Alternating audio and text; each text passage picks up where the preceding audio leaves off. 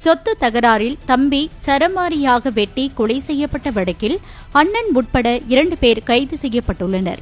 இதன் பின்னணி என்ன என்பதை காணலாம்.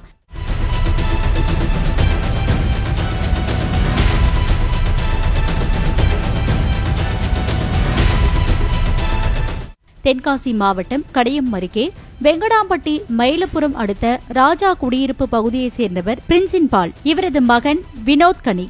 மரம் வெட்டும் தொழிலாளியான இவருக்கு மனைவி மற்றும் 4 பிள்ளைகள் உள்ளனர். அதே பகுதியைச் சேர்ந்தவர் செல்லப்பா. அவரது மகன் சார்லஸ். செல்லப்பாவும் பிரின்சிபாலும் சகோதரர்கள்.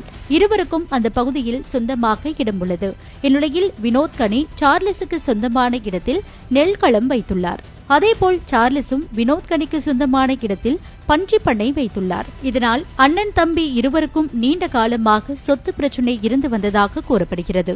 இதனிடையே தனது இடத்தை காலி செய்ய வேண்டும் எனவும் இல்லையென்றால் ஜேசிபி வைத்து பன்றி பண்ணையை இடித்து விடுவதாகவும் சார்லஸை மிரட்டியதோடு தகாத வார்த்தைகளால் வினோத் கனி திட்டியதாக கூறப்படுகிறது.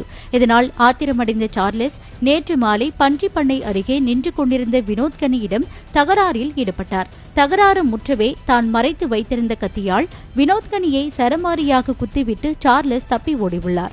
இதில் இரத்த வெள்ளத்தில் சரிந்த வினோத் கனி சம்பவ இடத்திலேயே பரிதாபமாக உயிரிழந்தார். தகவல் அறிந்து விரைந்து வந்த கடையம் இன்ஸ்பெக்டர் சுரேஷ்குமார், சுரணை இன்ஸ்பெக்டர் ஹரிஹரன் மற்றும் போலீசார் வினோத் கனியின் உடலை கைப்பற்றி நெல்லை அரசு மருத்துவமனைக்கு பரிசோதனைக்காக அனுப்பி வைத்தனர். இந்நிலையில் சார்லஸ் மற்றும் அவருக்கு துணையாக இருந்த பன்றிப்பண்ணை ஊழியர் ஆறுமுகம் என்கிற ராஜா ஆகிய இருவரையும் போலீசார் கைது செய்தனர். சொத்து தகராறில் தம்பியை கொன்ற அண்ணன் கைது செய்யப்பட்ட சம்பவம் அப்பகுதியில் பரபரப்பை ஏற்படுத்தியுள்ளது.